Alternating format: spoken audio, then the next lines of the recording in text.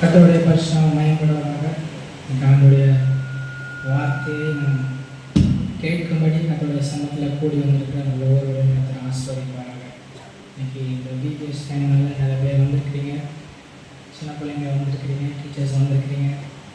நீங்கள் அப்படியே தொடர்ந்து ஈவினிங் டைமில் வீட்டில் இருக்கிற அந்த டைமில் கர்த்தருடைய சமூகத்தில் நீங்கள் ஸ்பெண்ட் பண்ணும்படி உங்களை நான் என்கரேஜ் பண்ணுறேன். கர்த்தர் உங்களை ஆசீர்வதிப்பாராக. இன்னைக்கு இந்த செய்தியுடைய தலைப்பு மனதில் ஆண்டவர் பேசின வார்த்தைகள் எனக்கு ஆசீர்வாதமாக இருந்தது. நான் அதை படிக்கும்போது உங்களுக்கும் அது ஆசீர்வாதமாக கர்த்தர் உங்களோட பேசுவார் என்று நான் விசுவாசிக்கிறேன். இந்த செய்தியுடைய தலைப்பு தேவனுடைய வரலாற்றில் உங்களுடைய பங்கு. தேவனுடைய வரலாற்றில் உங்களுடைய பங்கு. My part in God's narrative. தேவனுக்கு ஒரு ஸ்டோரி இருக்கு, தேவனுக்கு ஒரு வரலாறு, ஒரு கதை.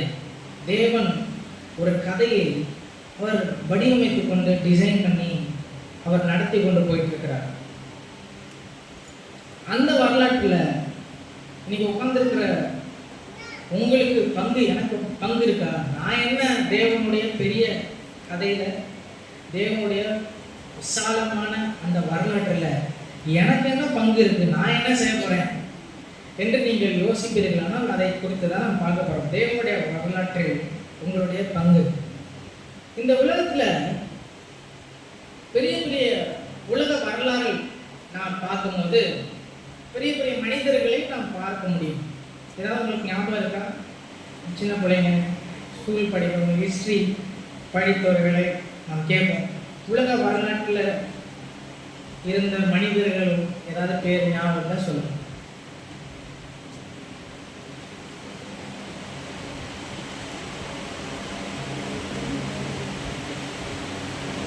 ஹிஸ்ட்ரியில் நம்ம நிறைய பேர்களை படிப்போம் இல்லையா?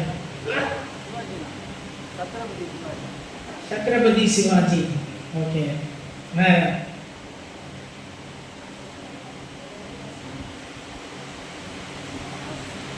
அவ்வளோதானா?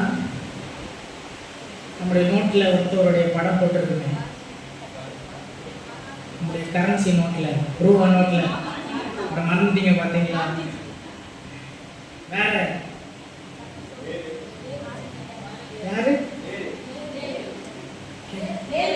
நேருஜி. ஓகே. சுபாஷ் சந்திர போஸ், பாரதியார். இதை நம்ம ஃபுல்லாக தமிழ் இந்தியா அப்படின்னு பார்க்குறோம். நம்ம உலக வரலாறு அப்படின்னு பார்க்கும்போது அலெக்சாண்டர் த கிரேட் அப்படிங்கிறத நான் பார்க்குறோம். அப்புறம் ரொம்ப பொயட்ரி எழுதுகிற, கவிதைகளை எழுதுகிற வில்லியம் ஷேக்ஸ்பியரை குறித்து நம்ம பார்க்கிறோம். அப்புறம் அநேக இந்த லைட்லாம் கண்டுபிடிச்சவர் யாரு, அவரை குறித்து பார்க்கிறோம். அப்புறம் நியூட்டனை குறித்து பார்க்கிறோம். நியூட்டன்ஸ் ஃபர்ஸ்ட் லா, செகண்ட் லா, அதெல்லாம் பார்க்கிறோம். ஆல்பர்ட் ஐன்ஸ்டைன், அவரை குறித்து பார்க்கிறோம். அடுத்து ஒரு வித்தியாசமான ஒரு கண்ணோட்டத்தை கொண்டு வந்த சார்லஸ் டார்வின், இந்த பூமி வித்தியாசமாக உருவாச்சு அப்படின்னு சொன்ன சார்லஸ் டார்வின், அவரை குறித்து பார்க்கிறோம். நெல்சன் மண்டேலா, எலிசபெத் ராணி, அப்புறம் ரேடியமை கண்டுபிடிச்சவங்க யாரு, மேரி கியூரி, இப்படி இவங்களை மதர் தெரசா, இப்படி நம்ம நிறைய பேரை நம்ம பார்க்க முடியும். கிறிஸ்டோபர் கொலம்பஸ் யுனைடெட் ஸ்டேட்ஸை போய் கடல் வழியாக அவர் போய் பார்த்து கண்டுபிடித்தார், அவரை குறித்து பார்க்கலாம். அப்புறம் ஹிட்லரை குறித்து, இப்படி உலக வரலாற்றில் பெரிய பெரிய மனிதர்கள், அரிஸ்டாட்டல், நெப்போலியன், அதுக்கப்புறம் நம்ம சின்ன வயசில் படிச்சிருக்கோம் ஜூலியஸ் சீசர், யூடியூப் ரூட் அப்படின்னு சொல்கிற அந்த கதை வடிவத்தை நாம் பார்க்க முடியும். அப்படி நம்ம நிறைய பேரை குறித்து நாம் பார்க்க முடியும். இதெல்லாம் உலக வரலாறு. இப்போ நான் உங்களுக்கு இந்த செய்தி தலைப்பாக சொன்னது என்ன? தேவனுடைய வரலாற்றில் உங்களுடைய பங்கு. அப்போ உலக வரலாறு ஒன்று நடந்து கொண்டே இருக்குது, ஒரு சைடு அப்படியே நடந்து கொண்டே இருக்குது. தேவனுடைய வரலாறு ஒன்று அதுவும் அப்படியே நடந்து கொண்டே இருக்கிறது. தேவனுடைய வரலாறை குறித்து நாம் எங்க படிக்கிறோம்? சயின்ஸ் புக்லையா, ஹிஸ்டரி எங்க படிக்கிறோம்? பைபிள்ல என்ன பண்ணுறோம்? நாம் படிக்கிறோம் தேவனுடைய வரலாறு. இப்ப நான் இந்த தலைப்பு என்ன சொல்லியிருந்தேன்? தேவனுடைய வரலாற்றில் உங்களுடைய பங்கு. இப்போ வரலாறுன்னு சொல்லும் போது ரொம்ப பெரிய பெரிய மாமனிதர்கள் தான் அது உள்ள வர்றாங்க. கோடிக்கணக்கில் அடால்ஃப் ஹிட்லர் ஒருத்தவர் வெளியே தெரிகிறார். கோடிக்கணக்கான மனிதர்கள் மத்தியில் சீசர்னு ஒருத்தர் வெளியே கொண்டு வர்றார். கோடிக்கணக்கான மனிதர்கள் மத்தியில் மகாத்மா காந்தி அவர் அப்படி வெளியே தனித்துவமா தெரிகிறார். அப்ப தேவனுடைய வரலாற்றுல நான் ரொம்ப அற்பமான ஒரு ஆளா இருக்கேன். பெரிய பெரிய மனிதர்கள் தானே இந்த வரலாற்றுல இணைய முடியும், எனக்கு பங்கு இருக்கா அப்படி நீங்க கேட்டீங்கன்னா அதை குறித்து நாம் இன்னைக்கு வாசிக்க போறோம். My part in God's narrative, தேவனுடைய வரலாற்றில் என்னுடைய பங்கு. இப்போ இந்த இதை குறித்து யோசிக்கும் போது எனக்கு இந்த வசனம் ஞாபகம் வந்தது. லூக்கா 3ஆம் அதிகாரம் 1-2 வசனங்களை நாம் வாசிப்போம். லூக்கா 3:1-2. லூக்கா 3 வாசிக்கிறீங்களா? திபேரியின் ராஜ்யபாரம் பண்ணின 15ஆம் வருஷத்திலே பொந்தி பிலாத்து யூதேயாவுக்கு தேசாதிபதியாகியும் ஏரோது காற்பங்கு தேசமாகிய கலிலியாவுக்கு அதிபதியாகியும் அவன் சகோதரனாகிய பிலிப்பு காற்பங்கு தேசமாகிய இத்திரேயாவுக்கும் பிராபேலித்து நாட்டுக்கும் அதிபதியாகும். லீசனியா காற்பங்கு தேசமாகிய அப்லினுக்கு அதிபதியாகியும் அண்ணாவும் காய்பாவும் பிரதான ஆசிரியரும் இந்த காலத்தில். இங்க பாருங்க, இங்க பார்க்கிற மனிதர்கள்லாம் பார்க்கும்போது இவங்கெல்லாம் வரலாற்றுல பெரிய பெரிய பொறுப்புல இருந்தவங்க. 1வது வசனத்துல பார்த்தா ரொம்ப கெயின் அதிகமா. திபேரியு ராயன் ராஜ்யபாரம் பண்ணின 15ஆம் வருஷத்தில் அவர் ஒரு ராஜ்யபாரம் பண்ணுகிற ஒரு அதிபதி. பொந்தியு பிலாத்து யூதேயா தேசாதிபதியாகும், அவர் ஒரு அதிபதியா இருக்கிறார். ஏரோது காற்பங்கு தேசமாகிய கலிலேயாவுக்கு அதிபதியா இருக்கிறார். அவன் சகோதரனாகிய பிலிப்பு காற்பங்கு தேசமாகிய இத்திரேயா, அதுக்கு அந்த நாட்டுக்கு திரோகணத்தி நாட்டிற்கு அதிபதியா இருக்கிறார். அடுத்து லிசானியா காற்பங்கு தேசமாகிய அபிலேனுக்கு அதிபதியா இருக்கிறார். இப்படி ஒரு நிறைய அதிபதிகளை குறித்து பார்க்கிறோம். நிறைய பிராந்தியங்களை ஆளுகை செய்கிற கவர்னர்ஸ் அதிபதிகளை குறித்தெல்லாம் பேசிட்டு அந்த நாட்கள்ல அண்ணாவும் காய்பாவும் பிரதான ஆசிரியராக இருந்த அந்த நாட்கள்ல அதிபதிகளை குறித்து பார்க்கிறோம். பிரதான ஆசிரியர்கள் வரலாற்றுல ரொம்ப பேர் எழுதி வைக்கக்கூடிய முக்கியமான நபர்கள் இருந்த அந்த காலத்துல வாசிங்க, வனாந்திரத்திலே சகரியாவின் குமாரனாகிய யோவானுக்கு தேவனுடைய வார்த்தை உண்டாயிற்று. இந்த வசனங்களை பார்க்கும்போது எல்லாரும் பேலஸ்ல இருக்கும்போது, பேலஸ்னா என்ன? எல்லாரும் அரண்மனையில, இங்க பார்க்கிற மனிதர்கள்லாம் அரண்மனையில இருக்கும்போது பிரதான ஆசிரியர் உயர்ந்த அழகா வடிவமைக்கப்பட்ட இந்த ஆலயத்துக்குள் இருக்கும்போது, உலக வரலாறு அப்படி போகும்போது தேவனுடைய பார்வை வனாந்திரத்தில் இருக்கிற யோவான் ஸ்நானகன் மேல படுது பாருங்க. ஹல்லேலூயா. அதான் காட்ஸ் நரேட்டிவ், தேவனுடைய வரலாறு. இவர்களெல்லாம் பத்தி இந்த வேத வரலாற்றில் அதிகமாக படிக்க முடியல. ஆனா யோவான் ஸ்நானகனை பத்தி நம்ம என்ன பண்றோம்? அதிகமாக படிக்கிறோம். ஸ்திரீகளுக்குள்ளே பிறந்த தீர்க்கதரிசியில யோவான் ஸ்நானகன் தான் ரொம்ப பெரியவன் அப்படி யார் சொல்றா சாட்சியா? இயேசுவே யோவான் ஸ்நானகனை குறித்து பேசுகிறார்.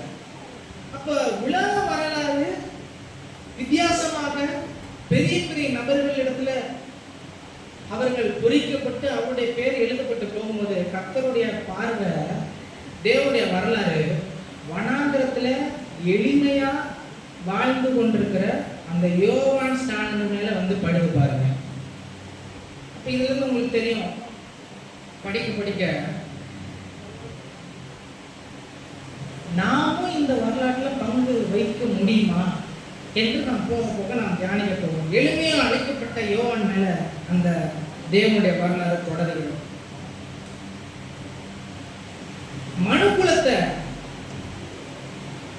தேவனுடைய வரலாறை குறித்து நான் வாசிக்கும் போது தேவன் இந்த மனித குலத்தை, விழுந்து போன இந்த மனித குலத்தை எப்படி ரட்சிக்கிறார், எப்படி மீட்டெடுக்கிறார் அப்படிங்கிறத நம்ம ஆதியாகமம் 1வது வசனத்திலிருந்து நம்ம என்ன பண்ணலாம், வாசித்து வந்துட்டே கொண்டே இருக்கலாம்.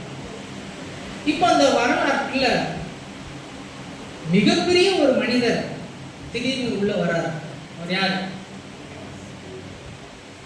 இயேசு கிறிஸ்து. இந்த வரலாற்றுக்கு சொந்தமான இயேசு கிறிஸ்து உள்ள வரலாறு. அவர் உள்ள வந்து இந்த மனுக்குலத்தை மீட்கிற வேலையை அவர் சிலுவையில அவர் செய்து முடிக்கிறதை நாம் பார்க்க முடியும்.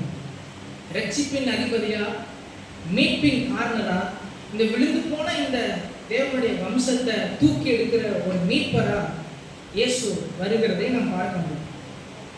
அப்படி அந்த தேவனுடைய வரலாறு இயேசுவினிடத்துல முடியல. அந்த தேவனுடைய வரலாறு இன்னும் தொடர்ந்து போய்கொண்டே இருக்கு. தேவனுடைய வரலாறு இயேசுல முடியல. அந்த இயேசு என்ன சொல்லியிருக்காரா, நான் மறுபடியும் நான் வருவேன் என்று சொல்லி கொண்டு போயினார். அப்ப அந்த வரலாறு தொடர்ந்து கொண்டே இருக்கு. அப்ப நம்மளும் இந்த காலத்துல நாம் பிறந்து நாம் வாழ்ந்து கொண்டிருக்கிறோம். அப்ப நம்ம கேட்கலாம், இயேசு வந்துட்டாரு, தேவனுடைய வரலாற்றுல எனக்கு ஏதாவது பங்கு இருக்கா? ஏன் அப்படின்னா, நானே நிறைய இடிபாடுகள், நிறைய இழப்புகள், நிறைய நஷ்டங்களை, நிறைய இயலாமைகள், நிறைய பலவீனங்கள் கொண்ட மனுஷனா நான் வாழ்ந்துட்டு இருக்கிறேன். எனக்கு அந்த தேவனுடைய வரலாற்றுல பங்கு இருக்குமா? ஏன்னா தேவனுடைய வரலாற்றெல்லாம் பெரிய பெரிய மனிதர்கள் வாழ்றாங்க. உலக வரலாற்றை பார்க்கும் போதும் தெரிந்தெடுக்கப்பட்ட ஞானவான்களா அவர்கள் வர்றாங்க. நான் நிறைய இடிபாடுகள் நிறைந்தவன், பலவீனம் நிறைந்தவன், நிறைய இழப்புகளை நான் சந்திச்சவன், நிறைய தோல்விகளை நான் பார்த்துருக்கிறேன். எனக்கு நிறைய பலவீனங்கள், நிறைய இயலாமைகள் இருக்கு, செய்ய முடியாத காரியம் நிறைய என்கிட்ட இருக்கு. ஆனா எனக்கு அந்த வரலாற்றுல பங்கு இருக்குமா அப்படின்னு கேட்டீங்கன்னா, நான் உங்களுக்கு ஒரு காரியத்தை சொல்ல போறேன். Your story in God story.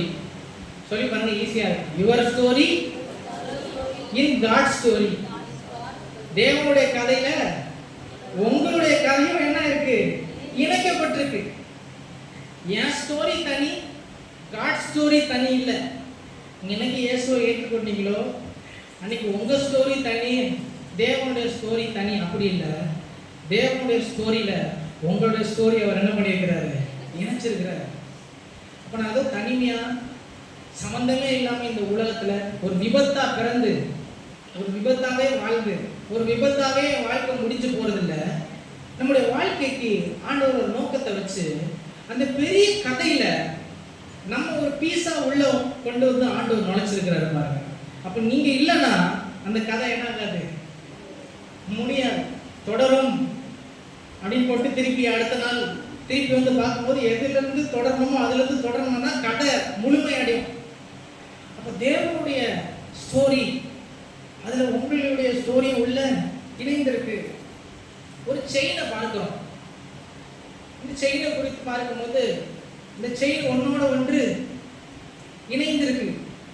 இப்ப அந்த செயின்ல தேவனுடைய வரலாறு அப்படின்னு நம்ம பேசும்போது தேவனுடைய வரலாற்றுல யாரெல்லாம் வரா? தேவனுடைய வரலாற்றுல வர்ற யாராவது பேர் சொல்லுங்க. ஆபிரகாம், ஈசாக்கு, யாக்கோபு, யோசேப்பு, தாவீது, மோசே என்று பெரிய பெரிய நபர்களை குறித்து பார்க்கிறோம்ல. இவர்களெல்லாம் பரிசுத்தவான்கள், பெரிய பெரிய நபர்கள். அது ஒரு செயின், ஒன்றோடு ஒன்று அப்படியே இணைக்கப்பட்டிருக்கு. இப்ப நான் என்ன சொல்றேன்னா, அந்த செயின்ல நீங்களும் என்ன பண்ணிருக்கீங்க, இணைக்கப்பட்டிருக்கீங்க. இப்ப எனக்கே ஆச்சரியமா இருக்கு, என்னடா மோசே, யோசேப்பு, தாவீது பெரிய பெரிய பரிசுத்தவான்கள், இந்த செயின்ல நான் இருந்து என்ன பண்ண போறேன்? நான் இருந்தா என்ன, இல்லாட்டா என்ன? அப்படி அல்ல. இந்த பெரிய கதையில, இந்த பெரிய ஸ்டோரியில, இந்த பெரிய செயின்ல ஆண்டவர் உங்களையும் ஒரு லிங்கா உள்ள இணைச்சு வச்சிருக்காரு. ஹல்லேலூயா. அப்ப ஜோசப் பிரதருக்கு இந்த பெரிய வரலாற்றுல அவர் ஒரு முக்கியமான நபர். எத்தனை பேர் விசுவாசிக்கிறீங்க? ஜோசப் பிரதர் அவர் எக்மோர்ல அந்த பக்கத்து தெருவுல அவர் வாழ்ந்துட்டு இருக்கிறாரு. தேவனுடைய வரலாற்று இவர் என்ன செய்ய போறாரு அப்படி நீங்க யோசிக்கலாம். இவர் தேவனுடைய வரலாற்று யோசிக்கலாம். ஆனா உங்களுடைய கதையை அந்த தேவனுடைய சிறந்த அழகான வரலாற்றுல ஆண்டவர் இணைச்சு வச்சிருக்கிறார். நீங்க இல்லாம அந்த தேவனுடைய கதை அது முழுமை அடையாது. அப்ப இந்த பூமியில நீங்க முக்கியமானவங்களா இல்லையா? எத்தனை பேர் அப்படி விசுவாசிக்கிறீங்க? நீங்க ஒருவேளை இன்னைக்கு சர்ச்சுக்கு வந்திருக்கலாம். நான் இருந்தா என்ன, ஏதோ வாழ்றேன் பிரதர், எப்படி வாழ்க்கை எப்படி போகுது, ஏதோ போகுது அப்படின்னு நீங்க யோசித்து வந்து கொண்டிருக்கலாம். ஏன்னா யோசிக்கும் போது நம்முடைய நிலைமையை பார்க்கும்போது அப்படிதான் இருக்கு. நிறைய இழப்பு, நிறைய குறைபாடு, நிறைய நஷ்டம், நிறைய பலவீனம், நிறைய இயலாமை. நான் அந்த கதையில போய் என்ன செய்ய போறேன்? ஆனா கர்த்தருடைய வடிவமைப்பை பார்க்கும்போது அந்த ஆபிரகாம், ஈசாக்கு, யாக்கோபு, தாவீது, இயேசு, அந்த இயேசுவின் மூலமா அந்த பெரிய ஸ்டோரியில ஆண்டவர் நம்மை இணைச்சிருக்காரு. அப்போ நான் இதை திடீர்னு ஏதோ சொல்றேன், நான் சத்தியத்தின் அடிப்படையில் இது எங்க இருக்கு அப்படி பார்த்தா நம்ம பார்க்கும்போது எபிரேயர் 11ஆம் அதிகாரத்துல கடைசி 2 வசனங்களை நம்ம எடுத்து வாசிப்போம். எபிரேயர் 11 கடைசி 2 வசனம்.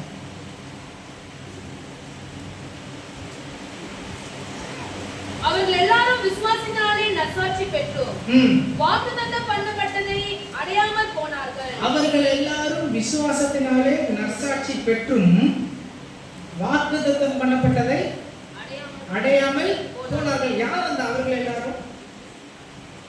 எபிரேயர் 11ல யாரெல்லாம் பார்க்கிறோம்? தேவனுடைய வரலாற்றில் இருக்கிற முக்கியமான மனிதர்கள். மோசே, ஆபிரகாம், ஈசாக்கு என்பவர்களை குறித்து பார்க்கிறோம். அந்த வரலாற்றில் இந்த வசனம் சொல்லுது, அவர்கள் எல்லாரும் வாசிங்களேன். அவர்கள் எல்லாரும் விசுவாசத்தினாலே நற்சாட்சி பெற்றோம், வாக்குத்தத்தம் பண்ணப்பட்டதை அடையாமல் போனார்கள்.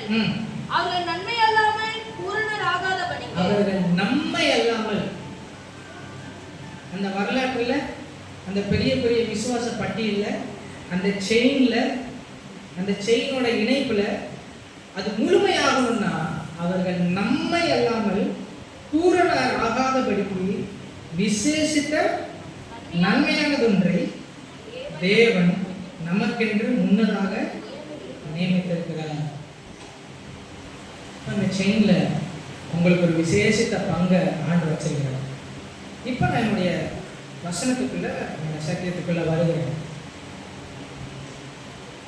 இதை நம்முடைய வாழ்க்கையோட அப்படியே ஒப்பிட்டு பார்க்கறதுக்கு நீங்கள் இந்த வேத தியான திட்டத்தை நிறைய பேர் வாங்கியிருக்கீங்க. இதை நீங்கள் படித்து கொண்டே இருப்பீர்களானால் ஒரு சரித்திர புத்தகத்தை குறித்து நாம் இப்போ தியானிக்க போகிறோம். அது என்னவா இருக்கும்?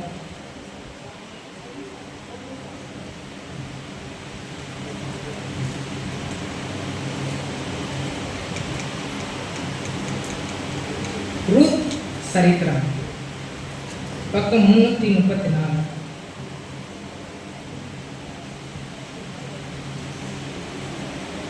இதன் அடிப்படையில் எதை நாம் பார்க்க போறோம்? என்ன தலைப்புல பார்க்க போறோம்? தேவனுடைய வரலாற்றில் நம்முடைய பங்கு குறித்து பார்க்க போறோம். Your story in God story. இப்போ ரூத் கதையை குறித்து பார்க்கும்போது நியாயாதிபதிகள் வாழ்ந்த காலத்துல ரூத் வாழ்றாங்க. அப்ப என்ன நடக்குது? நியாயாதிபதிகள் 21-25 வாசித்தா, அந்நாட்களிலே இஸ்ரவேலில் ராஜா இல்லை, அவனவன் தன் தன் பார்வைக்கு சரி போனபடி செய்து வந்தான். இதுதான் ரூத் வாழ்ந்த காலத்தினுடைய உண்மையான நிலைமை. அவனுக்கு என்ன சரின்னு படுதோ அதை செய்கிற ஒரு காலம்.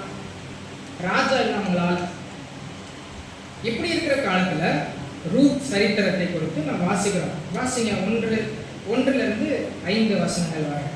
நியாயாதிபதிகள் நியாயம் விசாரித்து வரும் நாட்களில் தேசத்திலே பஞ்சம் உண்டாயிற்று. அப்பொழுது யூதாவில் உள்ள பெத்லெகேம் ஊரானாகிய ஒரு மனுஷன் தன் மனைவியோடும் 2 குமாரரோடும் கூட மோவாப் தேசத்திலே போய் சஞ்சரித்தான். இப்ப பெத்லெகேம் என்கிற ஊர்ல யார் இருக்கிறா? 2வது வசனத்துல அந்த மனுஷனுடைய பேர் எலிமெலேக்கு, அவன் மனைவியின் பேர் நகோமி, அவனுடைய 2 குமாரன், ஒருவன் பேர் மக்லோன், மற்றொருவன் பேர் கிலியோ. யூதாவில் உள்ள பெத்லெகேம் ஊராகிய எப்ராத்தியராகிய அவர்கள் மோவாப் தேசத்திற்கு போய் அங்கே இருந்து விட்டார்கள். நகோமியின் புருஷனாகிய எலிமெலேக்கு இறந்து போனான். வாசிக்கிறோம் பெத்லகேம். பெத்லகேம் என்றால் அது அப்பத்தின் வீடு என்று அர்த்தம். அது எங்க இருக்கு? இஸ்ரவேல் தேசத்துல இருக்கு. இந்த அப்பத்தின் வீட்டுல என்ன வந்துருச்சு? என்ன வந்துச்சு? பஞ்சம் வந்துருச்சு. உடனே இவங்க அந்த தேசத்தை விட்டு எங்க போறாங்க? மோவாப் தேசத்துக்கு போறாங்க. மோவாப் தேசத்துக்கு யாரெல்லாம் போறாங்க? எலிமெலேக்கு, அவனுடைய மனைவி நவோமி, அவனுடைய 2 குமாரர்கள் மக்லோன், கிலியோன், இப்படி 4 பேர் பெத்லகேமில் இருந்து மோவாபுக்கு போறாங்க. அப்படி மோவாபுக்கு போன சில நாட்கள்ல அந்த கணவனாராகிய அந்த எலிமெலேக்கு இறந்து போகிறார். அடுத்து ஒரு 4வது வசனத்துல வாசிக்கும் போது, இவர்கள் மோவாபியரில் பெண் கொண்டார்கள். அவர்களில் ஒருத்தி பேர் ஓர்பால், மற்றவள் பேர் ரூத். அங்கே ஏறக்குறைய 10 வருஷம் வாசம் பண்ணினார்கள். இப்ப எலிமெலேக்கு இறந்து போறாரு. 2 பசங்களுக்கு கல்யாணம் நடந்துருச்சு. 2 பசங்க பேர் என்ன? மக்லோன், கிலியோன். 2 பேருக்கும் கல்யாணம் நடக்குது. யாரோட கல்யாணம் நடக்குது? ரூத், ஓர்பால் 2 பேரோட நடக்குது. 5வது வசனத்துல வாசிக்கும்போது, பின்பு மக்லோன், கிலியோன் என்னும் அவர்கள் இருவரும் இறந்து போனார்கள். அந்த ஸ்திரீ தன் குமாரர் இருவரையும் தன் புருஷனையும் இழந்து தனித்தவனானாள். ஸ்டோரி பாத்தீங்களா? நல்லா இருக்கா இந்த ஸ்டோரி? குடும்பமா இருந்தாங்க, ஒரு இடத்துல இருந்து சந்தோஷமா போனாங்க. இப்போ அந்த ஊருக்கு போன பிறகு இந்த அம்மா யாரெல்லாம் போனாங்களோ அவங்க யாருமே இப்போ அவங்களோட இல்லை. அந்த அம்மா தனித்தவங்களா மாறிட்டாங்க. இப்போ இருக்கிறது யாரு? 2 மருமகள். அவங்க 2 பேர் இருக்கிறாங்க. இப்போ அவங்க என்ன சொல்றாங்கன்னா, நம்ம 6வது வசனத்துல வாசித்தா, திருப்பி பெத்லகேம்ல கர்த்தர் மழையை வருஷிக்க பண்ணி திருப்பி பஞ்சம் எல்லாம் சரியாயிடுச்சு. உடனே இவங்க என்ன பண்றாங்க? மோவாப்ல இருந்து திருப்பி பெத்லகேம் போக புறப்படுறாங்க. புறப்படும் போது யார் வரா? சொல்லுங்க, கதையில யாரெல்லாம் வரா? ரூத்தும் ஓர்பாலும் சேர்ந்து வராங்க. யாரோட வராங்க? நவோமியோட சேர்ந்து வராங்க. அப்ப நவோமி என்ன சொல்றாங்கன்னா, 8வது வசனத்துல, நவோமி தன் 2 மருமக்களையும் நோக்கி, நீங்கள் இருவரும் உங்கள் தாய் வீட்டுக்கு திரும்பி போங்கள். மரித்து போனவர்களுக்கும் எனக்கும் நீங்கள் தயவு செய்த போல கர்த்தர் உங்களுக்கு தயவு செய்வாராக. திரும்பி போங்க அப்படின்னு அவங்க 2 மருமக்களை பார்த்து சொல்றாங்க. நான் எந்த ஊர்ல இருந்து வந்து அந்த ஊருக்கு போக போறேன், நீங்க இந்த ஊருக்காரங்க, அதனால நீங்க என்னோட கூட சேர்ந்து வர வேண்டாம், போயிருங்க அப்படின்னு சொல்றாங்க. அதுக்கு என்ன சொல்றாங்க? 9வது வசனம், கர்த்தர் உங்கள் இருவருக்கும் வாய்க்கும் புருஷனுடைய வீட்டிலே நீங்கள் சுகமாய் வாழ்ந்திருக்க செய்வாராக என்று சொல்லி அவர்களை முத்தமிட்டார். அப்பொழுது அவர்கள் சத்தமிட்டு அழுது அவளை பார்த்து, உம்முடைய ஜனத்தானண்டைக்கே உடனே கூட வருவோம் என்றார்கள். அப்ப 2 பேரையும் இல்ல நீங்க உங்க வீட்டுக்கே போங்கன்னு சொன்னே அந்த 2 மருமக்கள் மாதிரி என்ன சொல்றாங்க? இல்ல, உங்க ஜனத்தண்டைக்கு நாங்க உங்க கூட வருவோம். வருவோம்னு சொன்னோன்னே அந்த அம்மா பிராக்டிக்கலா ஒரு காரியத்தை சொல்றாங்க. ஏம்மா, நீங்க 2 மருமக்கள் வரீங்க, நான் அந்த ஊருக்கு போய் எனக்கு இன்னொரு கல்யாணம் நடந்து எனக்கு பிள்ளைங்க பிறந்து அந்த பிள்ளைங்க வளர்ந்து அந்த பிள்ளைங்க உங்களுக்கு நான் புருஷனாக நான் கொடுக்குற வர உங்களால பொறுத்திருக்க முடியுமா அப்படின்னு ஒரு கேள்வி கேட்குறாங்க. நல்ல கேள்வியா இல்லையா? பிராக்டிக்கலா அது நல்ல கேள்வி தான். அதனால நீங்க இனிமே உங்களுக்கு புருஷர்களை கொடுக்குற இடத்துல நான் இல்லைம்மா, அதனால நீங்க போயிருங்க அப்படின்னு சொன்னோங்க. 14வது வசனத்துல, அப்பொழுது அவர்கள் சத்தமிட்டு அதிகமாய் அழுதார்கள். ஓர்பால் தன் மாமியை முத்தமிட்டு போனால், ரூத்தோ அவளை விடாமல் பற்றி கொண்டார். பிராக்டிக்கலா ஒரு விஷயத்த சொன்ன உடனே இந்த அம்மா தன்னுடைய வழக்கத்துக்கே தன்னுடைய காரியத்துக்கே என்ன பண்ணிட்டாங்க? திரும்பி போயிட்டாங்க. எங்க? யாரு போனா? ஓர்பால் எந்த தேசத்துக்கு போயிட்டாங்க? மோவாப் தேசத்துக்கு போயிட்டாங்க. இப்ப யார் இருக்கிறாங்க? மீதம் ரூத் இருக்கிறாங்க. ரூத்தும் நவோமியும் இருந்த உடனே 15வது வசனத்துல அந்த ரூத் சொல்றாங்க, அப்பொழுது அவள், இதோ உன் சகோதரி தன் ஜனங்களிடத்துக்கு தன் தேவர்களிடத்துக்கும் திரும்பி போய்விட்டாளே, நீயும் உன் சகோதரின் பிறகு திரும்பி போ. அவ போயிட்டால, நீயும் போலாமே. அதற்கு ரூத், நான் உம்மை பின்பற்றாமல் உம்மை விட்டு திரும்பி போவதை குறித்து என்னோட பேச வேண்டாம். நீர் போகும் இடத்திற்கு நானும் வருவேன், நீர் தங்கும் இடத்திலே நானும் தங்குவேன். உம்முடைய ஜனம் என்னுடைய ஜனம், உம்முடைய தேவன் என்னுடைய தேவன். நீர் மரணம் அடையும் இடத்திலே நானும் மரணம் அடைந்து அங்கே அடக்கம் பண்ணப்படுவேன். மரணமே அல்லாமல் வேறொன்றும் உம்மை விட்டு என்னை பிரித்தால் கர்த்தர் அதற்கு சரியாகவும் அதற்கு அதிகமாகவும் எனக்கு செய்ய கடவர் என்றார். அப்ப தேவனுடைய வரலாற்றுல இந்த ரூத்தை குறித்து பார்க்கிறோம். இந்த ரூத்துக்கு திருப்பி உலகத்துக்கு பின்னாலேயே போறதுக்கு பிராக்டிக்கலா அந்த அம்மா ஒண்ணு சொன்னாங்க. நீ திரும்பி மோவாபுக்கு போயிரு, உன் தேவனிடத்துக்கு போயிரு, உன் வீட்டுக்கு போயிரு. ரூத்துக்கு ஒரு விசுவாசம் இருந்தது. அவ சொல்றா, இதை நம்ம தேவனிடத்துக்கு சொல்ற காரியம். உலகத்திலிருந்து ஆண்டவர் நம்மை கொண்டு வந்து கர்த்தரோட இணைக்கும் போது நம்ம சொல்ற காரியமாக இதை பார்க்க முடியும். உம்மை பின்பற்றாமல் உம்மை விட்டு திரும்பி போவதை குறித்து என்னோட பேச வேண்டாம். நீர் போகும் இடத்திற்கு நானும் வருவேன், நீர் தங்கும் இடத்திலே நானும் தங்குவேன். உம்முடைய ஜனம் என்னுடைய ஜனம், உம்முடைய தேவன் என்னுடைய தேவன். இப்ப அவள் மன உறுதியா இருக்கிறதை நாம் பார்க்க முடியும். 18வது வசனத்துல வாசிங்களேன். அப்படியே இருவரும் பெத்லகேம் மட்டும் நடந்து போனார்கள். 18. அவள் தன்னோட கூட வர மன உறுதியா இருக்கிறதை கண்டு அப்புறம் அதை குறித்து அவளோட ஒன்றும் பேசவில்லை. அப்படியே இருவரும் பெத்லகேம் மட்டும் நடந்து போனார்கள். அவர்கள் பெத்லகேமுக்கு வந்தபோது ஊரார் எல்லாரும் அவர்களை குறித்து ஆச்சரியப்பட்டு இவர் நகோமியோ என்று பேசிக் கொண்டார்கள். அப்ப முதலாவது தேவனுடைய வரலாற்றில நீங்க உள்ள வரணும்னா, தேவனை, நம்மை மீட்டெடுத்த தேவனை மன உறுதியா என்ன பண்ணிக்கணும்? பற்றி கொள்ளணும். மன உறுதி. தேவனுடைய வரலாற்றுல உங்களுக்கு பங்கு இருக்கு. அந்த பங்கை அறிந்தவர்களாய் மன உறுதியாய் எந்த அழைப்புல நம்ம அழைக்கப்பட்டோமோ, யாரை நம்ம பிடிச்சிருக்கிறோமோ அவங்கள விடாம மரண பரியந்தம் நாம் அவரை உறுதியா பற்றி போய் இருப்போமானால் இந்த தேவனுடைய வரலாற்றுல உங்களுக்கும் எனக்கும் ஒரு பங்கு உண்டு. அல்லேலூயா. அப்ப இவங்க திரும்பி பெத்லகேமுக்கு வராங்க. பெத்லகேமுக்கு வந்த உடனே இது நவோமியா என்று ஆச்சரியப்பட்டிருக்காங்க. அப்படின்னா நான் என்ன யோசிக்கிறேன்னா, நவோமி போகும்போது ரொம்ப செல்வ செழிப்பா ரொம்ப கொழுமையா போயிருந்திருக்கலாம். இப்ப அவள் அழுது வாடி, அவள் வந்த உடனே அவங்க சொந்தக்காரங்கள்லாம் பார்த்து இவள் நவோமியா அப்படின்னு அவளை குறித்து கேட்கிறாங்க. அப்ப 20வது வசனத்துல வாசிக்கலாம். அதற்கு அவள், நீங்கள் என்னை நகோமி என்று சொல்லாமல் மாறாள் என்று சொல்லுங்கள். சர்வ வல்லவர் எனக்கு மிகுந்த கசப்பை கட்டளையிட்டார். நான் நிறைவுள்ளவளாய் போனேன். கர்த்தர் என்னை வெறுமையாய் திரும்பி வர பண்ணினார். கர்த்தர் என்னை சிறுமைப்படுத்தி சர்வ வல்லவர் என்னை கிளேசப்படுத்தி இருக்கையில் நீங்கள் என்னை நகோமி என்பானேன் என்றாள். இப்போ சொல்றேன், நவோமி இல்லை, நவோமினா பிளசன்ட், இன்பமான. எனக்கு மாறான்னு பேர் சொல்லுங்க. ஏன்னா தேவன் என் வாழ்க்கை என்ன பண்ணிட்டாரு? கஷ்டமா மாத்திட்டாரு. இப்ப தேவன் அறிந்த ஒரு அம்மா வேற ஊருக்கு போயிட்டு திரும்பி வரும்போது அவங்க என்ன சொல்றாங்க? சர்வ வல்லவர் என் வாழ்க்கையை எப்படி மாத்திட்டாரு? கஷ்டமா மாத்திட்டாரு. ஆனா ரூத் சொல்றாங்க, இந்த கஷ்டமா மாத்தின தேவன் தான் என்னுடைய தேவன். அவங்களுடைய கண்ணோட்டமே வித்தியாசமா இருக்கு.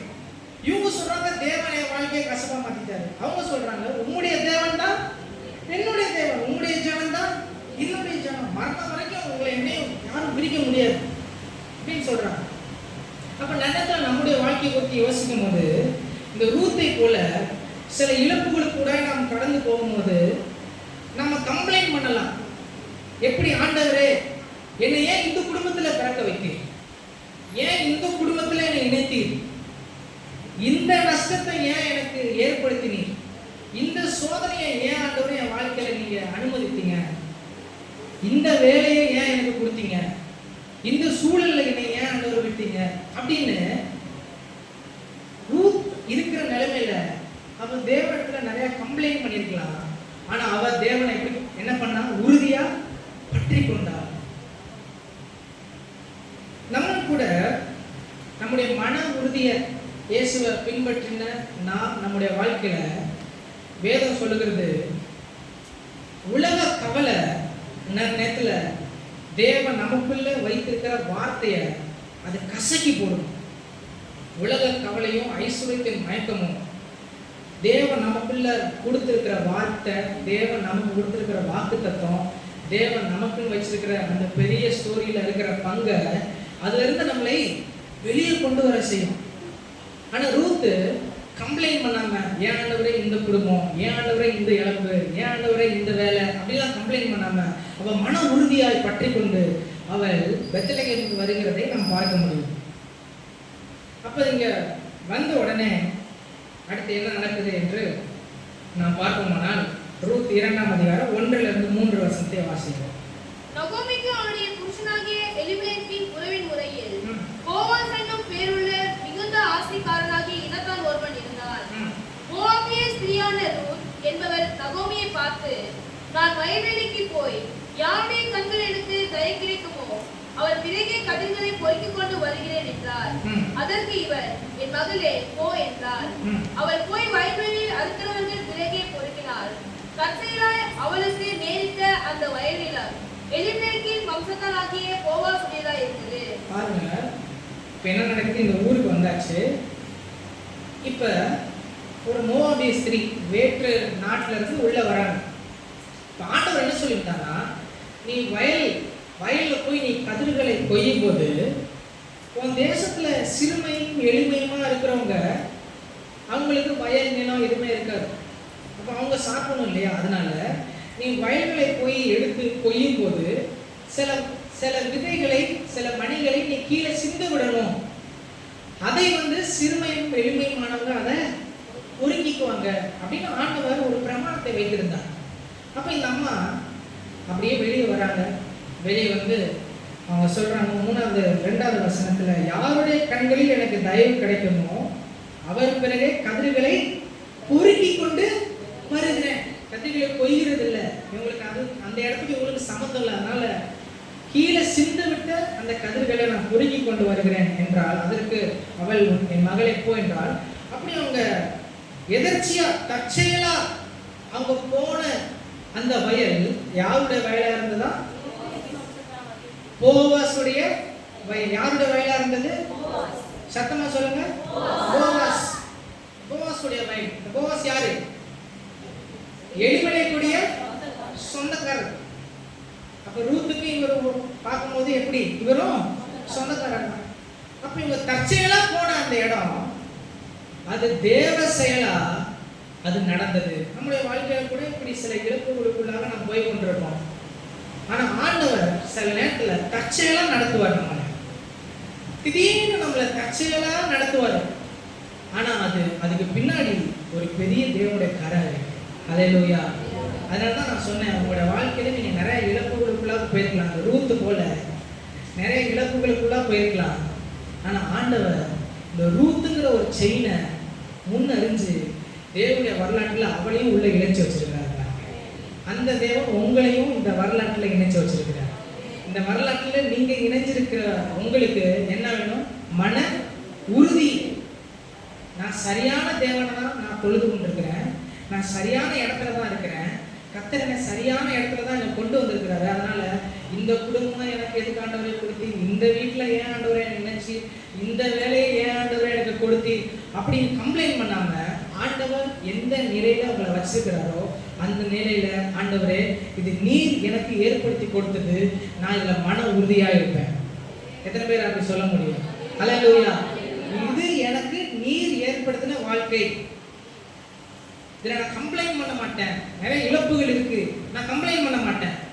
இது நீர் எனக்கு ஏற்படுத்தினது, இதுல நான் மன உறுதியா நான் கடைசி வரை உண்மை பின்பற்றுவேன் ஆண்டவரே என்று நாம் பார்த்தோம்.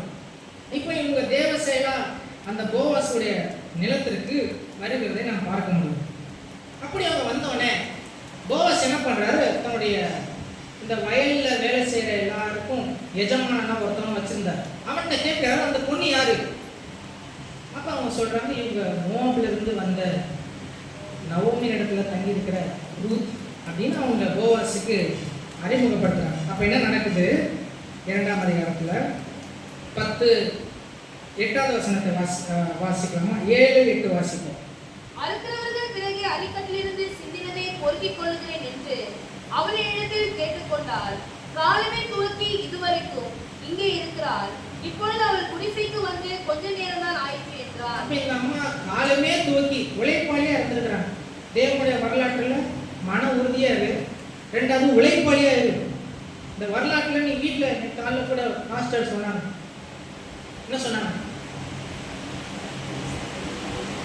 இயேசு வர்றாரு ஒருத்தனை தூங்கிட்டு இருந்தவனை பிடிச்ச பாஸ்டர் சொன்னாங்க, நீ போய் 10 கிலோ தக்காளி வாங்கி வியாபாரம் பண்ணுப்பா. அதான் இங்க பார்க்கிறோம், இந்த அம்மா ஒரு உழைப்பாளி. ஏன்னா காலமே தூக்கி இந்த நேரம் வர அவங்க பொறுக்கி கொண்டே இருந்திருக்கிறாங்க. ஏன் அப்படின்னா அவங்க மாமியாருக்கும் இவங்களுக்கும் தேவையானதை நான் சமகரித்து கொண்டு போய் கொடுக்கணுமே அப்படிங்கிற ஒரு உத்தரவாதத்தை அவங்க மாமியாருக்கும் பதிலாக இவங்க எடுத்து உழைப்பாளியா வந்து வேலை செஞ்சுட்டு இருக்காங்க. அப்ப என்ன நடக்குது? 8வது வசனம். அப்பொழுது போவாஸ் ரூத்தை பார்த்து, போவாஸ் ஒரு 40-45 வயசுக்கு மேல இருக்கிற ஒரு பணக்கார கண்ணியமான ஒரு மனுஷன், ஒரு வயது நிறைந்த அனுபவமான ஒரு மனுஷன். அவர் சொல்றாரு, அதனாலதான் ரூத்தை பார்த்து சொல்றாரு. எப்படி கூப்பிடுறாரு? மகளே. மகளே. அப்போ ஒரு கண்ணியமான கொஞ்சம் வயது மிக்க மனுஷன் தான் இந்த போவாஸ். மகளே கேள். மகளே கேள், பொறித்துக் கொள்ள வேறு வயலில் போகாமலும் இவ்விடத்தை விட்டு போகாமலும் இங்கே என் ஊழியக்காரர் பெண்களோடு கூடவே இல்லை. என்ன சொல்றாரு? நீ பொறுக்கிக் கொள்ள வேற வயலுக்கு போகாமலும் இவ்விடத்தை விட்டு போகாமலும் இங்கே என் ஊழியக்கார பெண்களோட கூடவே இரு. இன்னைக்கு ஆண்டவரும் உங்களை இதுதான் சொல்றாரு. நீ இந்த சர்ச்சில் இரு. ஹல்லேலூயா. கர்த்தர் உன்னை இந்த சர்ச்சில் இணைச்சிருக்கிறாரு. நீ பொறுக்கிக் கொள்ள வேற இடத்துக்கு போவாத. உனக்கு தேவையானத இந்த வயல்லே ஆண்டவர் என்ன பண்ணுவாரு? கொடுப்பாரு. அதனால இங்க இருக்கிற ஊழியக்காரரோட நீ என்ன பண்ணு? தங்கி சொல்லுங்க, தங்கி. ஆண்டவர் உங்களை எந்த இடத்துல இணைச்சிருக்கிறாரு? எக்மோர்ல இந்த சர்ச்சில் இணைச்சிருக்கிறாரு இல்லையா? உங்களுக்கு தேவையானத தற்செயலா ஆண்டவர் உங்களை, நீங்க இந்த இடத்துக்கு வந்திருக்கலாம், ஆனா நீங்க தற்செயலா எக்குத்தப்பா நீங்க வந்தாலும் அதுக்கு பின்னாடி ஒரு தேவ செயல் இருக்கு. அவர் உங்களை இங்க கொண்டு வந்திருக்கிறார். ஆண்டவர் சொல்றாரு, நீ வேற எங்கேயும் போகாத, நீ இங்கேயே தங்கிடு அப்படி சொல்லி அந்த அம்மாவுக்கு நம்ம அடுத்து 9வது வசனத்தை டைம் இல்லை, அதனால நான் குயிக்காக நான் 9வது வசனத்தில் பார்க்கும்போது, அவர்கள் அறுப்பறுக்கும் வயலை நீ பார்த்து அவர்கள் பிறகே போ, ஒருவரும் உன்னை தொடாதபடிக்கு வேலைக்காரருக்கு கட்டளையிட்டு இருக்கிறேன். நீ வந்த வயலில் உனக்கு பாதுகாப்பு உண்டு. நீங்க சேர்ந்த இந்த சர்ச்சில் உங்களுக்கு என்ன இருக்கு? பாதுகாப்பு உண்டு. அவர் சொல்றாரு பாருங்க, உன்னை தொடாதபடிக்கு வேலைக்காரருக்கு கட்டளையிட்டேன். உனக்கு தாகம் எடுத்தால் தண்ணீர் குடங்கள் அண்டிக்கு போய் வேலைக்காரர் மொண்டு கொண்டு வருகிறதுலே குடிக்கலாம். உன் தாகத்துக்கு தேவையானதை கொடுக்கிற ஒரு இடம், உன்னுடைய போஷாக்குக்கு தேவையான கொடுக்கிற ஒரு இடம், உன்னை காப்பாற்றுகிறதுக்கான இடம். இது கர்த்தருடைய சபை. ஹல்லேலூயா. வேதத்துல வாசிக்கிறோம், கர்த்தர் சபையை போஷித்து காப்பாற்றுகிறார். எபேசியர் 5ல வாசிக்கிறோம், கர்த்தர் சபையை போஷித்து காப்பாற்றுகிறார். கர்த்தர் வீட்டை அப்படிங்கிறது சபையை மாத்திட்டாங்க. கர்த்தர் சபையை போஷித்து காப்பாற்றுகிறார். அப்ப இந்த சபையில உங்களுக்கு போஷாக்கு இருக்கு, உங்களுக்கு பாதுகாப்பு இருக்கு. அதனால இங்கே இரு. சில பேர் யோசிக்கலாம், ஒருவேளை யோசிக்கிறீங்களா தெரியல, வேற எங்கேயாவது போகலாம், சர்ச்சைக்கு மாறி போகலாம், பார்த்து ரொம்ப திட்டுறாரு இல்லை, அப்படி யோசிக்கலாம். நான் ஆண்டவர் சொல்றாரு, இல்லை நீ இங்கே இரு, உனக்கு தேவையான போஷாக்கு, உனக்கு தேவையான பாதுகாப்பு, நீ தற்செயலா நீ வரல, தேவை செயலா நான் உன்னை இந்த இடத்துக்கு நான் கொண்டு வந்திருக்கேன். நீ இந்த இடத்துல இருந்தா வரலாற்றுல உனக்கு ஒரு பங்கு வச்சிருக்கிறேன். அந்த பங்கை நீ சிறப்பாக செய்யறதுக்கு இந்த இடத்துல இருந்தால் தான் நீ பண்ண முடியும். ஹல்லேலூயா. அப்ப இந்த அம்மா அங்க இருக்கிறாங்க. அப்ப என்ன நடக்குது? அந்த அம்மாட்ட போவாஸ் பேசுற காரியத்தை பார்க்க முடியும். அப்பொழுது அவள் தரையில முககுப்புற விழுந்து வணங்கி வாசிங்க. நான் அந்நிய தேசத்தாரா இருக்க நீர் என்னை விசாரிக்கும்படி எனக்கு எதனாலே உம்முடைய கண்களில் தயை கிடைத்தது என்றார். நான் அந்நிய தேசத்தால வந்தேன், ஆனா உங்களுடைய கண்களே எனக்கு தயவு கிடைச்சு இந்த வயல்ல பொறுக்கிக் கொள்றதுக்கு எனக்கு பாதுகாப்பு கொடுத்து எனக்கு தண்ணி கொடுக்குறீங்க அப்படின்னு சொல்லி அவருடைய காலில் விழுகிறார். அப்போ இவர் அந்த வயல்ல இவருக்கான ஃபுல் ஃப்ரீடம் கொடுத்துருக்காரு, ஃபுல் விடுதலை கொடுத்துட்டார். செய்யலாம், இங்க இருந்து தைரியமா நீ செய்யன்னு சொல்லிட்டார். அப்ப போவாஸ் சொல்ற காரியத்தை பார்க்க முடியும். அதற்கு போவாஸ் பிரதித்திரமாக இந்த வசனத்தை நீங்க எல்லாரும் சேர்ந்து படிக்க முடியும். உன் புருஷன் மரணமடைந்த பின்பு நீ உன் மாமியாருக்கு செய்ததும், நீ உன் தகப்பனையும் உன் தாயையும் உன் ஜென்ம தேசத்தையும் விட்டு முன்னே நீ அறியாத ஜனங்களிடத்திற்கு வந்ததும் எல்லாம் எனக்கு விவரமாய் தெரிவிக்கப்பட்டது. அப்ப சர்ச்சில் நீங்க ஒருவேளை ஒரு ஓரத்துல காரணமா உட்கார்ந்துருக்கலாம், ஆனா உங்களுடைய வரலாறு ஃபுல்லா கர்த்தருக்கு தெரியும். ஹல்லேலூயா. நீங்க ஓரத்துல வந்து போற ஒரு நபரா இருக்கலாம், உங்களுடைய ஃபுல் ஹிஸ்டரி கர்த்தருக்கு தெரியும். போவாஸ் சொல்றாரு பாருங்க, நீ உன் புருஷன் மரணம் அடைந்த பின்பு நீ உன் மாமியாருக்கு செய்தது, உன் தகப்பனையும் உன் தாயையும் உன் ஜென்ம தேசத்தையும் விட்டு நீ அறியாத ஜனங்களிடத்திற்கு நீ வந்தது எல்லாம் எனக்கு விவரமாய் தெரிவிக்கப்பட்டது. அப்படி நீ கர்த்தரை நோக்கி வந்தல, உன்னுடைய ஜனத்தை விட்டு இயேசுவை தேடும்படி இயேசுவை பற்றி கொள்ளும்படி நீ வந்தாய் அல்லவா. அதனால ஆண்டவர் சொல்றாரு 12வது வசனம், இதுதான் இந்த ரூத் சாப்டருடைய தீம் வெர்ஸ். வாசிங்க 12 சத்தம். உன் செய்கைக்கு தக்க பலனை கர்த்தர் உனக்கு கட்டளையிடுவாராக. உன் செய்கைக்கு தக்க பலனை கர்த்தர் உனக்கு கட்டளையிடுவாராக. இஸ்ரவேலின் தேவனாகிய கர்த்தருடைய செட்டைகளின் கீழ் அடைக்கலமாய் வந்த உனக்கு அவராலே நிறைவான பலன் கிடைப்பதாக. உனக்கு நிறைவான பலன் கிடைக்கும் என்று சொல்லுகிறார். ஹல்லேலூயா. செய்கைக்கு தக்க பலன். உன்னை பத்தி விவரமா எனக்கு தெரியும். நீ எப்படி இயேசுவை நேசித்து சில தியாகங்களோட நீ சர்ச்சுக்கு வந்திருக்குங்கிறத இயேசு பார்க்கிறார். இயேசுவை தேடி வர்றது, இயேசுவை பின்பற்றுறது ரொம்ப எளிமை இல்லை, அதுக்கு நிறைய தியாகங்கள் உண்டு. சில உறவுகளை நாம் இழக்க வேண்டியது இருக்கும், சிலர் நம்மை பகைக்க நேரிடும். அப்ப சொல்றாரு, நீ எல்லாத்தையும் விட்டு வந்தல, அதெல்லாம் நான் அறிஞ்சிருக்கிறேன், உன் செய்கைக்கு தக்க பலனை கர்த்தர் உனக்கு நிறைவாய் கொடுப்பார் என்று அந்த ரூத்தை ஆசீர்வதிக்கார். அப்ப தேவனுடைய வரலாற்றுல பங்கு பெற்று அவளை மன உறுதியா வந்தா, அடுத்து உழைப்பாளியா இருந்தா. அடுத்து 22-23 கடைசியா வாசிக்கலாமா? 2:22-23. அப்பொழுது நகோமி தன் மருமகளாகிய ரூத்தை பார்த்து, என் மகளே, வேறொரு வழியிலே மனுஷர் உன்னை எதிர்க்காதபடிக்கு நீ அவன் வேலைக்காரர்களோட போகிறது நல்லது என்றார். அப்படியே கோதுமை அறுப்பும் வார்கோதுமை அறுப்பும் தீரும் மட்டும் அவன் கதிர் பொறுக்கும்படிக்கு போவாசுடைய வேலைக்காரிகளோட கூடியிருந்து தன் மாமியிடத்தில் தங்கினாள். அப்ப எப்படி இருந்தா? அடுத்து உழைப்பாளியா இருந்தா, காலையில இருந்து சாயந்தரம் வரை வேலை செஞ்சா. இப்ப பாக்குறோம் அவ உத்தமமா இருந்தா. ஏன் அப்படின்னா வாசிக்கிறோம், அவள் கோதுமை அறுப்பும் வார்கோதுமை அறுப்பும் தீர் மட்டும் அவள் கதிர் பொறுக்கும் பொருட்டு போவாசுடைய வேலைக்காரரோட கூடியிருந்து தன் மாமியிடத்தில் தங்கியிருந்தான். வேற எங்கேயுமே அவள் போகல. கர்த்தர் அவளுக்கு நியமிச்ச அந்த வயல்ல அங்கேயே தங்கியிருந்து அந்த வயல்லே அவள் என்ன பண்ணிட்டு இருந்தா? பொறுக்கிக் கொள்கிற வேலையை அவள் செய்து கொண்டா, உத்தமமா இருந்தா. இதை குறித்து போவாஸ் பேசுகிற காரியத்தில் நாம் வாசிக்குமானால் 3ஆம் அதிகாரம் 9-10 வாசிக்கலாம். நீ யார் என்று கேட்டான்.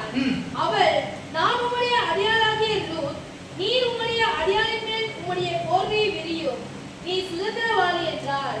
அதற்கு அவள், மகளே, நீ கர்த்தரால் ஆசீர்வதிக்கப்படுவாயாக. சொல்றாரு, நீ கர்த்தரால் ஆசீர்வதிக்கப்படுவாயாக. நீ தரித்திரரும் ஐஸ்வர்யவான்களுமான வாலிபர்களின் பிறகே போகாதிருந்தாய். நீ யார் பிறகு போல? தரித்திரரும் ஐஸ்வர்யவான்களுமான வாலிபர்களின் பிறகே போகாதினால் உன் முந்தின நற்குணத்தை பார்க்கும் உன் பிந்தின நற்குணம் உத்தமமா இருக்கிறது.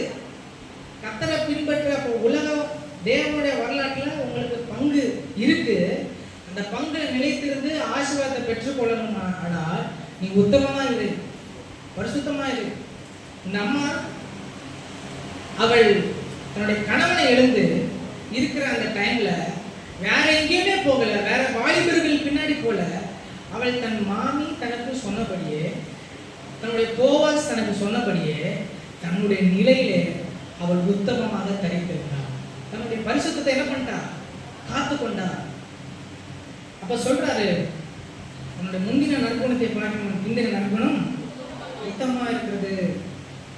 உத்தமமா இருந்த காரியத்தை பார்க்கணும். கர்த்தர் வைத்த இடத்துல அவர் ரொம்ப உத்தமமா இருந்தார். கர்த்தர் கொடுத்த வேலையில அவர் உத்தமமா இருந்தார். அவர் வாலிபர்கள் பின்னாடி போகக்கூடிய வாய்ப்பு கிடைச்சிருக்கும். ஆனா அவருக்கு சொல்லப்பட்டது, நீ வேற எங்கேயும் போகாத, நீ இங்கே பரிசுத்தத்தை காத்துக்கொள் என்ற அந்த வார்த்தைக்கு கீழ்ப்படிந்து அவர் உத்தமமா இருந்ததை நாம் பார்க்க முடியும். அடுத்து 3வது அதிகாரம் 1 3 வசனங்களே வாசிப்போம். பின்பு அவள் மாமியாகிய நகோமி அவனை நோக்கி, என் மகளே, நீ சுகமாய் வாழ்ந்திருக்கும்படி நான் உனக்கு சௌக்கியத்தை தேடாதிருப்பேனோ. வசனத்தை வாசிக்கும் போது எனக்கு ஆச்சரியமா இருக்கு. நகோமி சொல்றாங்க, நீ சுகமாய் வாழ்ந்திருக்கும்படி நான் உனக்கு சௌக்கியத்தை தேடாதிருப்பேனோ. நகோமி நான் பரிசுத்த ஆவியானவருக்கும் கர்த்தர் உங்களுக்கு ஏற்படுத்தின ஊழியர்களுக்கும் ஒப்பிடலாம்.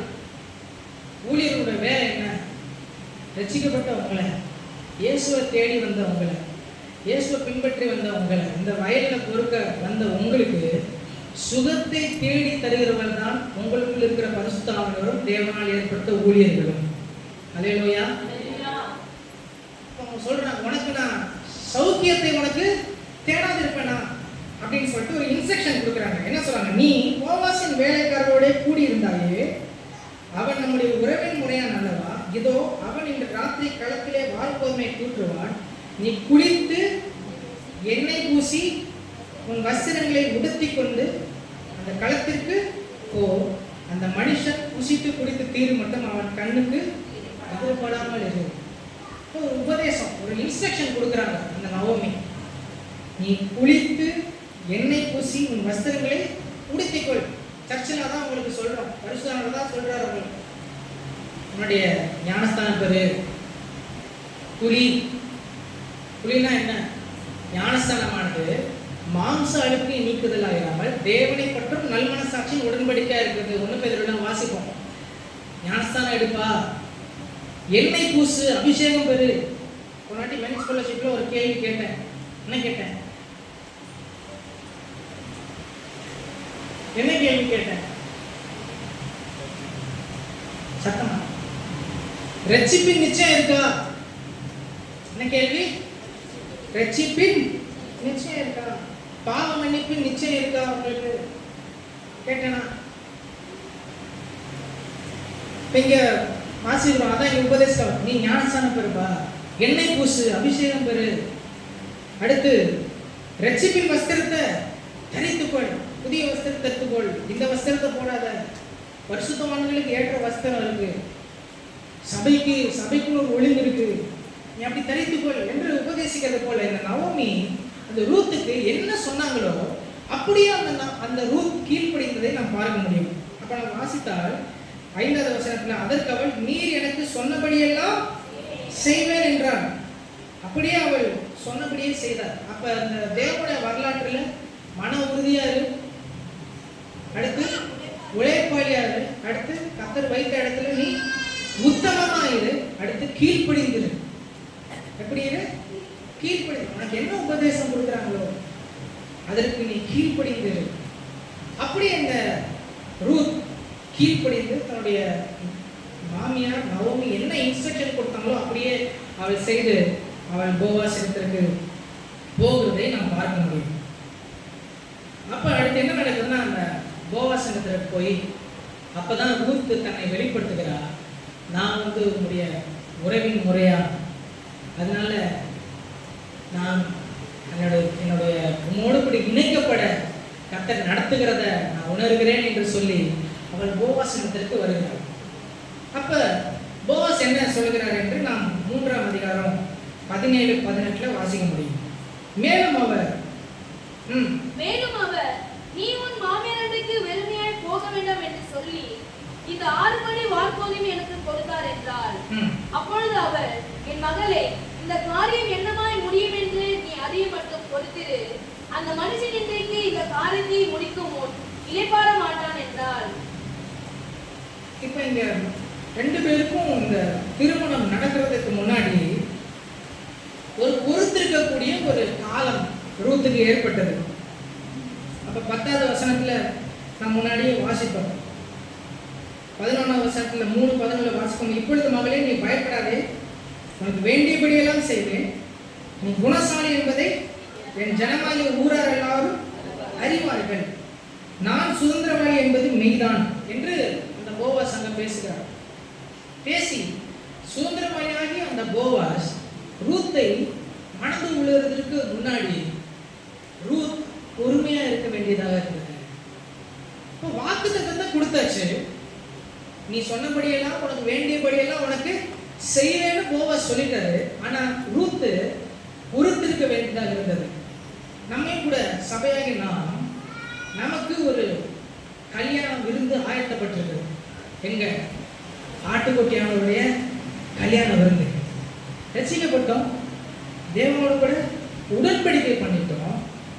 ஆனா வாக்குத்தத்தம் பண்ணப்பட்ட அந்த ஆசீர்வாதத்தை நாம் சுதந்திரித்துக் கொள்வதற்கு நாம் பொறுமையா இருக்க வேண்டியதா இருக்கிறது என்று எபிரேயர்ல நாம் வாசிக்க முடியும். அப்ப இந்த அம்மா சொல்றாங்க, நீ கொஞ்சம் பொறுமையா இரு, அந்த போவாஸ் உனக்கு கொடுத்த வாக்குத்தத்தத்தை அவர் நிச்சயமா நிறைவேற்றுவார், அது நிறைவேற்றுறதுக்கு முன்னாடி அவர் இளைப்பாற மாட்டார் என்று சொன்னது போல இயேசுவும் சொன்னாரு, நான் உங்களை கூட்டிக் கொண்டு போயிட்டு நான் திரும்பியும் என்ன பண்ணுவேன், வருவேன். தேவன் இளைப்பாறாமல் தன்னுடைய வாக்குத்தத்தத்தை குறித்து அவர் தாமதமாக இராமல் இந்த ஒரு நாள் அவர் நியமித்த காலத்துப்படி சீக்கிரமாய் வந்து நம்ம எடுத்துக்கொண்டு செல்வார். ஹல்லேலூயா. அது வரைக்கும் பொறுமையா கர்த்தர் கொடுத்த உபதேசத்தை நிலைத்து, கர்த்தர் கொடுத்த உபதேசத்திற்கு கீழ்ப்படிந்து, இப்படிலாம் நான் வாசிக்கணும். கடைசியாக நான் சொல்லி நான் முடிக்க விரும்புகிறேன். இந்த கடைசியாக அவர்கள் இருவருக்கும் திருமணம் நடக்குது. நடந்து என்ன ஆகுது என்று 4ஆம் அதிகாரம் 14ஆம் வசனத்துல வாசிப்போம். அப்பொழுது ஸ்திரீகள் நகோமியை பார்த்து 4:13 போவாஸ் ரூத்தை விவாகம் பண்ணினார். இவருக்கு என்ன நடந்துச்சு? கடைசியா போவாஸ் ரூத்தை விவாகம் பண்ணினார். அவள் அவனுடைய மனைவியானாள். அவன் அவளிடத்தில் பிரவேசித்த போது அவள் கர்ப்பம் தரித்து ஒரு ஆண் பிள்ளையை பெற கர்த்தர் அனுகிரகம் பண்ணினார். ஆண் பிள்ளையை பெற கர்த்தர் அனுகிரகம் பண்ணினார். இதெல்லாம் நீங்க வாசிக்கும் போது எப்படி உங்களோட நான் ரிலேட் பண்ண விரும்புறேன்னா, மோவாபிய தேசத்தாலாகிய அந்த ரூத் அவளை குறித்து சொல்லப்பட்டிருக்கிறது, அவள் தேசத்தை குறித்து சொல்லப்பட்டிருக்குன்னா 10 தலைமுறையானாலும் இந்த மோவாபுக்கும் இஸ்ரவேலுக்கும் சம்பந்தம் கலக்கக்கூடாது. ஏன்னா இந்த மோவாபு ஒரு சபிக்கப்பட்ட ஒரு தேசம். ஏன்னா இஸ்ரவேல் ஜனங்கள் எகிப்திலிருந்து வரும்போது மோவாபிடத்திற்கு உங்க ஊர் வழியா நாங்கள் கானான் தேசத்துக்கு போறோமே என்று கேட்டபோது மோவாபியர்கள் அவர்கள் ஊருக்கு உள்ள விடலை. அடுத்து என்ன பண்ணாங்கன்னா, மோவாபியர் ஒரு தீர்க்கதரிசியை கொண்டு வந்து இந்த இஸ்ரவேல் தேசத்தை சபிக்கும்படி பீலேயாமை கொண்டு வந்து நிறுத்துகிறார்கள். அதனால கர்த்தர் இந்த மோவாபிய தேசத்தை சபித்திருந்தார். என்ன சபித்திருந்தார்னா 10 தலைமுறை ஆனாலும் இந்த மோவாபுக்கும் இந்த இஸ்ரவேலுக்கும் சமணம் இருக்கக்கூடாது. அப்படி இருந்த சபிக்கப்பட்ட தேசமாகிய அந்த மோவாப் தேசத்துல இருந்த அந்த ரூத்தின் மேல கர்த்தருடைய தயவுள்ள கண் பட்டு அவளை இஸ்ரவேலில் உள்ள போவாசை மணந்து கொள்ளும்படி கர்த்தர் இரக்கம் பாராட்டினார். ஹல்லேலூயா. நம்மளும் பார்க்கும்போது நம்ம சபிக்கப்பட்டவர்களா இருந்தோம், தேவனுக்கு தூரமானவர்களா இருந்தோம், வாக்குத்தத்தத்திற்கு அந்நியரா இருந்தோம், தேவனுக்கு பகைஞரா இருந்தோம். ஆனா கர்த்தருடைய பெரிய இரக்கம் நம்ம மீது பட்டதுனால இயேசுவோட உடன்படிக்கை பண்ணுகிற கிருபையை நமக்கு கட்டளையிட்டு இருக்கிறார். ஹல்லேலூயா. அப்ப இவங்க 2 பேருக்கும் விவாகம் நடந்து ஒரு ஆண் பிள்ளையை பெற்றிருக்கிறார்கள். அப்ப அது என்ன நடக்குதுன்னா, அப்பொழுது ஸ்திரீகள் நகோமியை பார்த்து, சுதந்திரவாளி அற்று போகாதபடிக்கு இன்று உனக்கு தயை செய்த கர்த்தருக்கு ஸ்தோத்திரம், அவன் பேர் இஸ்ரவேலில் பிரபலமாக கிடவது, அவன் உன் ஆத்மாவுக்கு ஆறுதல் செய்கிறவனும் உன் முதிர் வயதிலே ஆதரிக்கிறவனுமாய் இருக்க கடவன், உன்னை சிநேகித்து 7 குமாரை பார்க்கணும் உனக்கு அருமையா இருக்கிற ஒரு மருமகளை அவன் பெற்றாளே என்றான். நகோமி அந்த பிள்ளையை எடுத்து தன் மடியிலே வைத்து அதை வளர்க்கிற தாயானார். 17 வாசிங்க. அயல் வீட்டுக்காரிகள் நகோமிக்கு ஒரு ஆண் பிள்ளை பிறந்தது என்று வாழ்த்தி அதற்கு ஓபேத் என்று பெயரிட்டார்கள். அவன் தாவீதின் தகப்பனாகிய ஈசாயின் தகப்பன். இதுதான் இந்த கதை முடியும். இந்த நகோமியும் போவாசும் பெற்றெடுத்த பிள்ளை பேர் என்ன? ஓபேத். பேர் என்ன? ஓபேத். இந்த ஓபேத் யாரு? தாவீதுடைய தாத்தா. தாவீதுக்கு ஈசாய் பிறக்கிறாரு, ஈசாய்க்கு ஓபேத்துக்கு ஈசாய் பிறக்கிறாரு, ஈசாய்க்கு தாவீது பிறக்கிறாரு. தாவீது யாரு? இஸ்ரவேலில் வரலாற்றுல ரொம்ப ரொம்ப முக்கியமான நபர், ஒரு ராஜா. ஏன்னா இயேசுவின் இடத்துல விடுதலை பெறும்படி வந்திருக்கிற குருடன் யார் எப்படி கூப்பிட்டான்? தாவீது குமாரனே எனக்கு இருக்கும். அப்ப தேவனுடைய ரட்சிப்பின் வரலாற்றுல ஒரு இடிந்து போன, எல்லாவற்றையும் இழந்த, சபிக்கப்பட்ட, அந்நியரா இருந்த அந்த ரூத் தேவனுடைய வரலாற்றுல ஒரு முக்கியமான பங்கை கர்த்தர் கொடுத்தாரு. ஹல்லேலூயா. தாவீதின் குமாரனே. இன்னைக்கு கூட இஸ்ரவேல் தேசத்துடைய பிளாக பார்த்தீங்கன்னா நடுவில் ஒரு ஸ்டார் இருக்கும். அந்த ஸ்டார் பேரு தி ஸ்டார் ஆஃப் டேவிட், தாவீதுடைய நட்சத்திரம் என்று அழைக்கிறார்கள். இன்னைக்கு வரைக்கும் இஸ்ரவேல் என்று சொன்னா அது தாவீதின் அடிப்படையில் தான் அந்த தேசம் அறியப்படுகிறது. அப்ப உலக வரலாற்றிலும் சரி, தேவனுடைய வரலாற்றிலும் சரி, இடிந்து போன, சிதலம் அடைந்த, இழந்த, எல்லாவற்றையும் இழந்த, ஏழாமைகள் இருந்த அந்த ரூத்தை கர்த்தர் தன்னுடைய வரலாற்றில் இணைத்து அவங்களை விசேஷத்தெல்லாம் மாற்றிட்டார். நீங்க மத்தேயு 1ஆம் அதிகாரத்தை எடுத்து வாசித்தீங்கன்னா அதுல இயேசுடைய வம்ச வரலாறு என்று அதை போட்டிருக்கோம். அதுல குறிப்பிட்ட நபர்களை தான் போட்டிருக்கோம். அதுல 5வது வசனத்துல பார்த்தீங்கன்னா போவாஸ் ரூத் என்கிற பேர் உள்ள வந்திருக்கும். சம்பந்தமே இல்லாத அந்நிய தேசத்தாலாகிய அவளை கர்த்தர் இயேசுவினுடைய வம்சாவளியில உள்ள இணைத்து தேவனுடைய வரலாற்றில் அவருக்கு ஒரு விசேஷத்தை பங்கை கொடுத்தார். ஹல்லேலூயா. அதனால நீ மன உறுதியா இரு, நீ உழைப்பாளியா இரு, நீ உத்தமமா இரு, நீ கீழ்ப்படிந்திரு, நீ பொறுத்திரு. கர்த்தர் உன்னை அந்த செயின்ல இணைத்திருக்கிறார். அந்த இணைப்பு ரொம்ப மகா பெரிய இணைப்பு. ஹல்லேலூயா. அந்த இணைப்புல இருந்து கர்த்தர் வலுவாதபடி நம்ம பாதுகாக்க வல்லக்கூடாது. அதனால நீங்க இந்த பூமியில நான் ஏதோ இருக்கேங்க அப்படிங்கிற இடத்துல நீங்க இல்லை. உங்களை ஆண்டவர் ஒரு முக்கியமான இணைப்பா அந்த செயின்ல வச்சிருக்கிறார். அப்ப நீங்க முக்கியம், நீங்க ஆண்டவருக்கு ரொம்ப விசேஷம். தேவனுடைய வரலாறுல உங்களுக்கு பங்கு இருக்கா? தேவனுடைய வரலாற்றுல பங்கு இருக்கா? உங்களுக்கு இருக்கு. எப்படி பார்த்தோம்? ஒரு அடிமை பெண்ணாகிய ஒரு மோவாபிய சபிக்கப்பட்ட அந்த ரூத்துக்கு தேவனுடைய வரலாற்றுல ஒரு முக்கியமான பங்கு இருக்குமானால், இயேசுவால ரட்சிக்கப்பட்ட உங்களுக்கும் எனக்கும் அந்த செயின்ல, அந்த வரலாற்றுல ஒரு முக்கியமான பங்கை கர்த்தர் வைத்திருக்காங்க. நம்ம கண்களை மூடி நாம் ஜெபம் பண்ணாமா? ஆண்டவரே, நான் உத்தமமா இருக்கேன், எனக்கு உதவி செய்யும் ஆண்டவரே. Hallelujah. My story in God story. தேவனுடைய ஸ்டோரியில எங்களுக்கு ஒரு பங்கை வைத்திருக்கிறார். சபிக்கப்பட்ட எங்களை, பாவத்திற்கு அடிமையா இருந்த எங்களை உங்களுடைய குமாரன் மூலமா விடுதலையாக்கி எங்களை இணைத்தீரே. உங்களுக்கு ஸ்தோத்திரம் ஆண்டவரே. கண்களை போட்டு நாம் ஜெபம் பண்ணலாமா? ஆண்டவரே, இந்த வரலாற்றுல எனக்கு ஒரு பெரிய பங்கை கொடுத்திருக்கிறீர் ஆண்டவரே. இதெல்லாம் உண்மையா இருக்க, உத்தமமா இருக்க, நீங்க வைத்த இடத்துல உறுதியா இருக்க எனக்கு உதவி செய்யுமப்பா. வருகிற சோதனையில நான் துவண்டு விடாதபடி மன உறுதியா இருக்க எனக்கு உதவி செய்யும் ஆண்டவரே. ஹல்லேலூயா. சேர்ந்து ஜெபம் பண்ணுங்க பார்க்கலாம்.